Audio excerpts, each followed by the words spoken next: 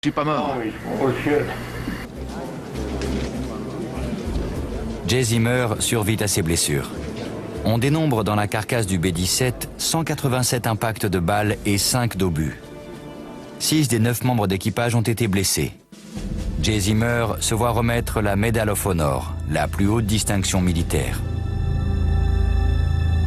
Pour avoir regagné son poste malgré ses blessures, Joe Sarnowski la reçoit également à titre posthume.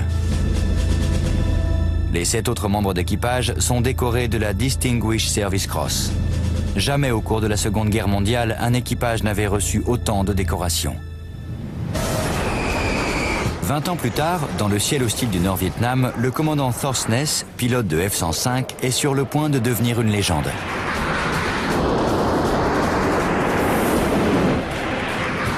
Il ne le sait pas encore, mais dans quelques instants, son chasseur bombardier va se retrouver face à plusieurs MiG-17.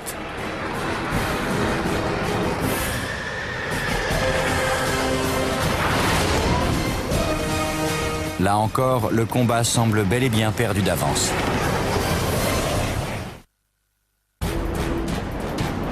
Nous sommes le 19 avril 1967. Leo Thorsness est aux commandes de son Wild Weasel. Son indicatif, Kadiak Leader. Derrière lui, le capitaine Harold Johnson, son opérateur de système électronique. Le F-105 est un appareil d'attaque au sol. Il n'a pas été conçu pour les combats aériens. Tom Madison est l'ailier de la formation. Son navigateur est Tom Sterling. Le Wild Weasel est la version biplace du Thunder Chief.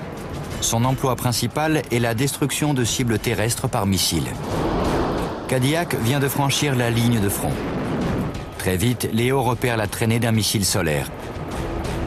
Son site de lancement est un objectif à détruire. Il vire sur l'aile et passe à l'attaque, se séparant de son ailier afin d'éviter la DCA.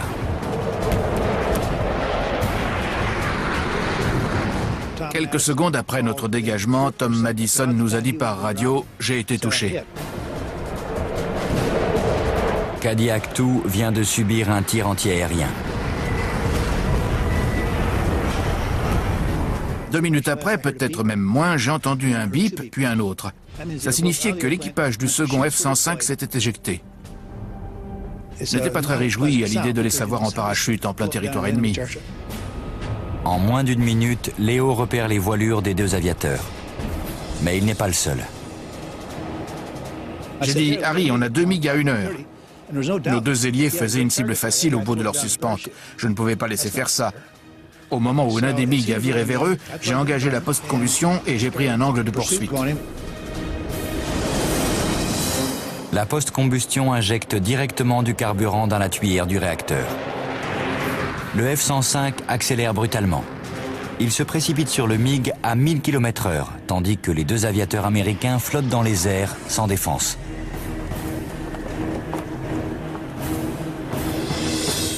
Je me rapprochais de plus en plus. Je me suis retrouvé quasiment dans ces 6 heures.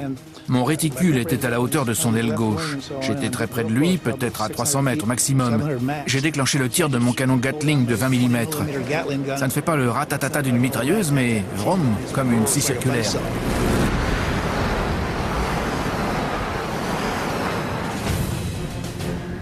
Léo vise dans le mille du premier coup.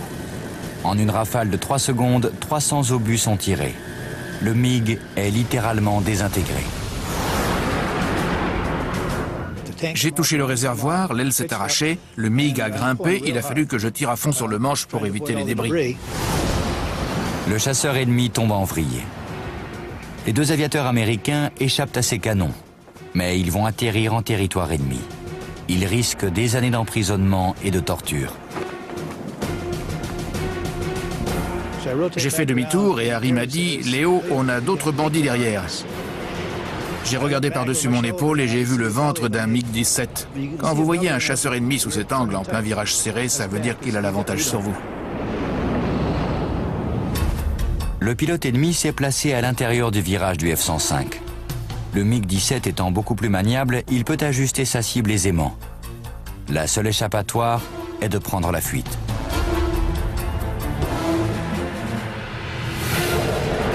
Léo pique et file à vitesse maximale au ras des arbres. Il est trop bas pour que la DCA puisse ajuster son tir. C'est quelque chose de voler en supersonique à 6 ou 7 mètres du sol.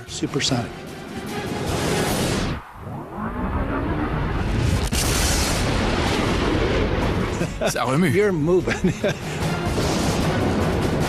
Le F-105 vole 560 km/h plus vite que le MiG-17. Il peut donc le distancer facilement. Mais Léo et Harold doivent encore coordonner la mission de sauvetage de l'équipage de Cadillac II.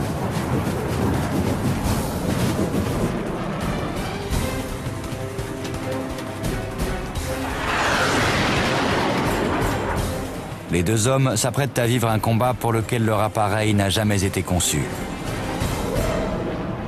Le Republic F-105 Thunder Chief, tel qu'il est appelé dans sa version monoplace, n'est pas un chasseur. C'est un appareil multifonction, développé pour les besoins de la guerre froide.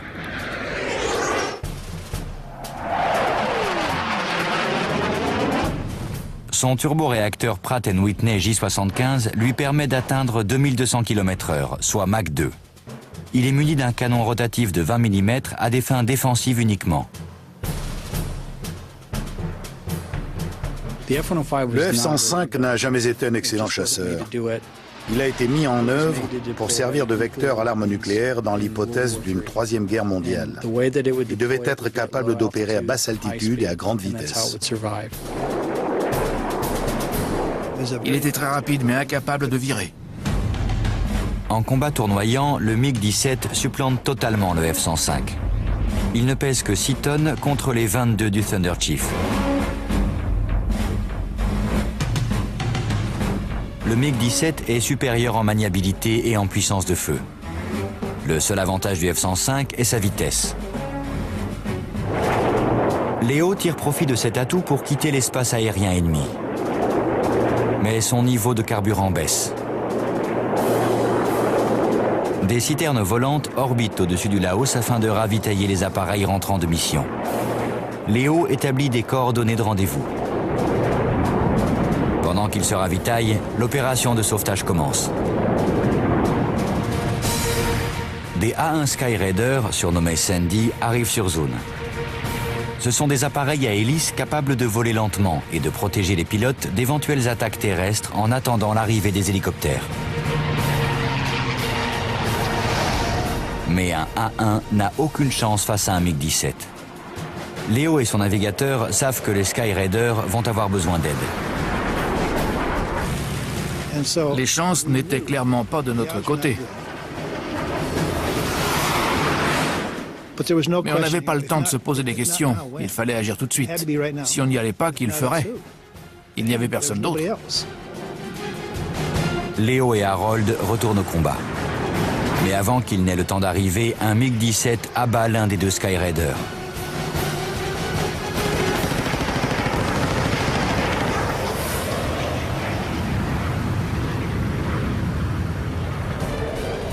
Léo va tenter de sauver le second dans un appareil n'étant pas conçu pour le combat aérien, manquant de munitions et face à un ennemi supérieur en nombre.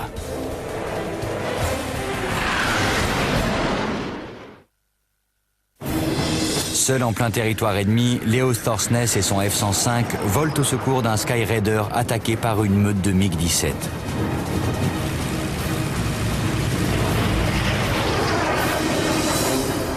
L'A-1 vole à faible allure, en rase-motte, et enchaîne les virages serrés.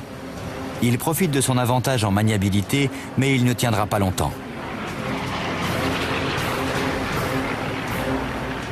J'ai foncé sur zone et tout à coup je l'ai vu. Le Skyraider était là, en train de tourner dans tous les sens. Léo est ici, les MiG sont là. Ils poursuivent le Skyraider ici. Léo compte se précipiter vers la formation ennemie pour créer une diversion en attirant les MiG sur lui. J'ai vu au moins 3 frescos. Dès que je me suis trouvé assez près d'eux, à environ un demi-nautique, j'ai viré sur l'aile. J'étais à la hauteur du 3e MiG. Peut-être un peu plus haut que lui, mais vraiment pas grand-chose. Ils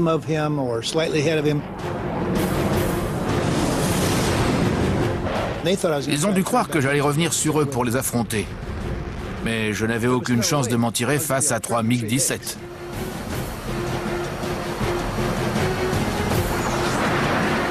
J'ai attiré leur attention, puis j'ai viré à nouveau et on a filé. J'avais créé une diversion suffisante pour que le Skyraider ait le temps de repartir.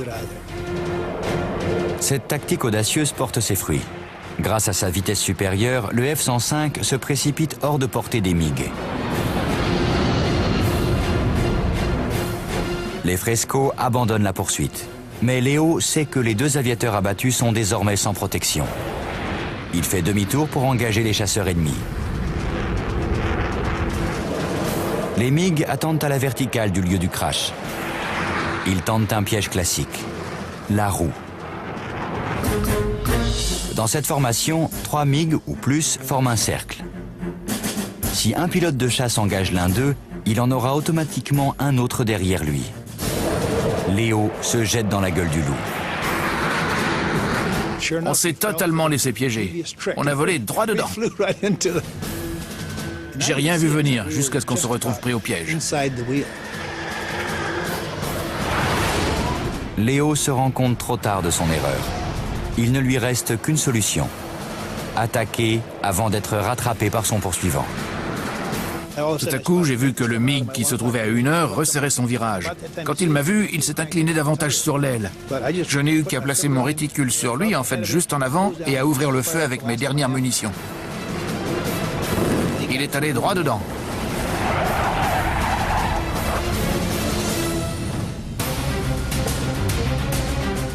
Léo réussit à sortir du piège tendu par les MiG.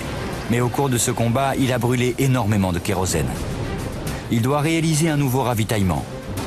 Une fois encore, il tire profit de la vitesse de son F-105 pour rejoindre rapidement la citerne volante. Hélas, le sauvetage a échoué. L'équipage de Cadillac II est capturé. Tout à coup, j'ai entendu un appel radio. Cadillac Leader, il me reste que 250 litres de coco, il me faut de l'aide. Le pilote d'un autre Wild Wessel est en situation désespérée. Il est à court de carburant en plein territoire ennemi. Dans un acte unique de bravoure, Léo et Harold décident de sacrifier leur ravitaillement et laisser leur place à l'autre F-105. J'ai appelé le KC-135. Tanker 2, il faut ravitailler Greenfour, sinon on va perdre un autre appareil. Léo sait maintenant qu'il n'a pas suffisamment de carburant pour rejoindre une base alliée. Il prend la décision audacieuse de monter à 35 000 pieds et de mettre le cap en planant sur Hawthorne, un terrain situé à 130 km. Il n'utilise son réacteur que pour reprendre un peu de vitesse. On maintenait la vitesse à 275 nœuds, celle où on a la meilleure finesse, et on a plané. Je me disais, si on arrive à franchir le Mekong avec assez d'altitude, on pourra s'éjecter hors territoire ennemi. À 500 km/h, on perdait à peine 100 mètres d'altitude par kilomètre. Non seulement on a pu rejoindre le Mekong à 120 km, mais on a même atteint Hawthorne, 12 km plus loin. Juste après l'atterrissage, pendant les premiers mètres de roulage, le réacteur s'est arrêté. Harold a dit quelque chose d'extraordinaire. Ça, c'était une journée. 11 jours plus tard, l'appareil de Léo et Harold est abattu lors de leur 93e mission. Les deux aviateurs passeront 6 ans en captivité. Le 15 octobre 1973, 7 mois après sa libération, Léo Thorsness reçoit la Medal of Honor des mains de Richard Nixon pour avoir tout mis en œuvre pour sauver plusieurs aviateurs américains ce 19 avril 1967. Je la porte comme tous ceux qui l'ont reçue, en hommage à ceux qui ne le peuvent pas. Léo est devenu pour tous les pilotes d'attaque au sol un modèle de courage et d'abnégation. Les progrès en matière de furtivité permettent maintenant à des bombardiers isolés de s'aventurer seuls, loin derrière les lignes ennemies. Mais il se pourrait qu'à l'avenir, l'un d'eux soit contraint à se livrer à un combat pour lequel il n'a pas été conçu. Alors à nouveau, la seule chose qui fera la différence entre la vie et la mort sera le courage avec lequel un pilote se battra.